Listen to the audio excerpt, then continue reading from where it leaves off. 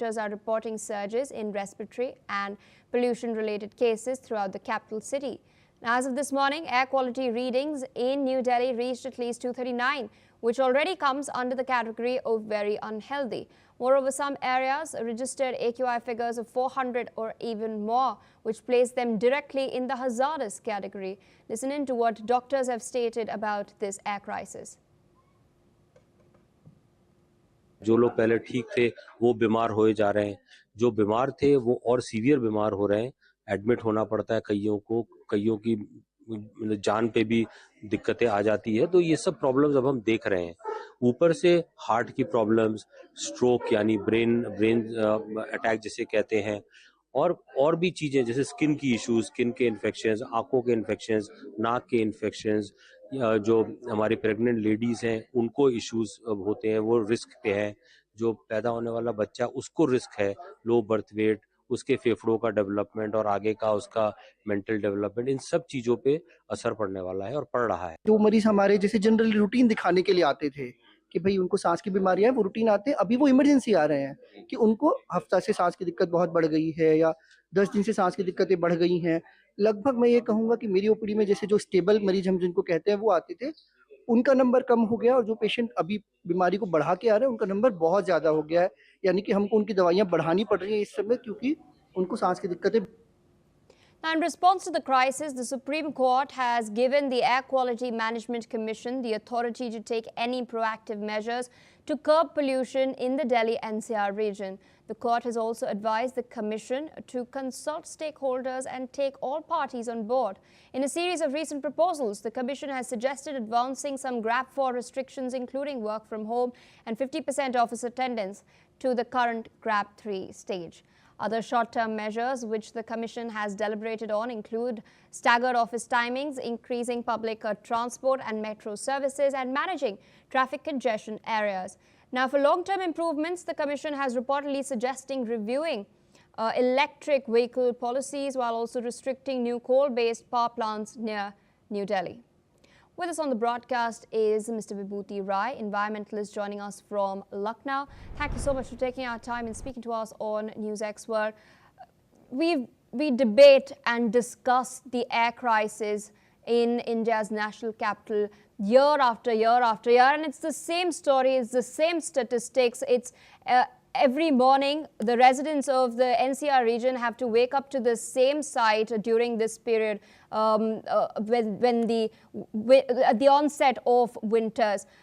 Despite these short-term measures, including changing the office timings or even certain long-term improvements such as bringing in EVs or restricting coal-based power plants, we do know what the issue is, and we cannot just simply shove it under the rug. The primary concern that people have is with the stubble that is being burned at a mass scale in the northern states, the wind that carries it over, which then eventually settles down over the national capital. In this particular context, why do we not see any sort of stringent action being taken, any innovative solutions being funded on the ground as far as Parali is concerned? I'm not getting any sound. Sir, can you hear me?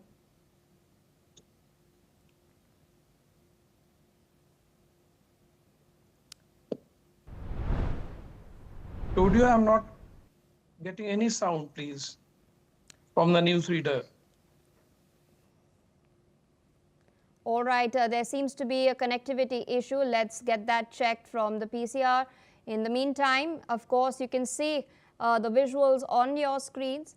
The health crisis is certainly worsening in India's national quality. Air quality index has spiked in certain levels.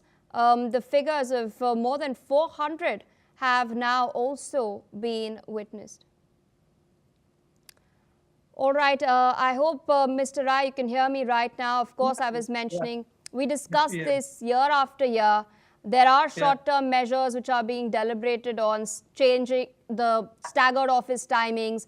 Long-term improvements have been suggested, including electric vehicles, including, restricting the coal-based power plants. But as I was mentioning, the primary factor that we all know is the Parali, the stubble that is being burnt in the northern states. It's being burned at a mass scale And, you can see the satellite images on the NASA firm's website as well. You can track them live every single day. This is the period where it flares up, which coincides with the fact that the air quality also spikes. So why do we not see any sort of political will to really take action when it comes to stubble burning? Absolutely right. I think this is what is the reason, because NCR is surrounded by those districts of the states which has a lot of fields where they grow agricultural product, and Parali, as you said, is one of the major reasons. But I think the other reason which the government should look into is the number of vehicles that are being sold in the NCR region. I think about 1 million vehicles are sold every year. And there's not much of those old vehicles which are being destroyed or have been, put in not into use. So the number of vehicles in NCR area is perhaps the most important reason to look into to contain the pollution during these months. I think about 1.5 months of, let's say, mid-October to mid-December. That's the time when there's huge impetus of Parali-related pollution, the, the factors which are affecting the air quality, and also the vehicular traffic. I think the government or the court should take cognizance of it, because the lives of people are involved. Those who are at the brink of breathing troubles, they are really the worst sufferer. And secondly, the artificial rains that can actually reduce the air quality pollution is also to be put into action. I think a few weeks ago, the IIT Kanpur had done some experiments, but I think we have to have some commercial companies coming into effect. And China last week, about 10 days ago, has offered how they contained the 1913 pollution of the Chinese capital, Beijing, where it was still worse. So we must take the technical know-how and also help from commercial companies which can actually help in reducing the pollution, because lives and are involved, and this air quality is something which is it's persistently increasing every year. So we have to have a permanent solution, as you have rightly put up. And for that, I think the government and maybe scientists of different departments can put in efforts how to reduce it and let people participate in it. If we reduce half the number of vehicles on the NCR roads, I think the air quality would certainly increase drastically. I remember during the Corona time when the vehicles were not allowed, the air quality has come down to the lowest level of less than 100 in the entire NCR region. So of course, you cannot do that. The second thing is we have to use more of the e-vehicles in NCR, and government should give some subsidy for people to utilize e-vehicles more and more. If it increases to 50% of the total vehicles, is going to impact in the quality of the air. I think these are some of the points. Of course, coal-based industry should entirely be removed from the NCR area if there are any.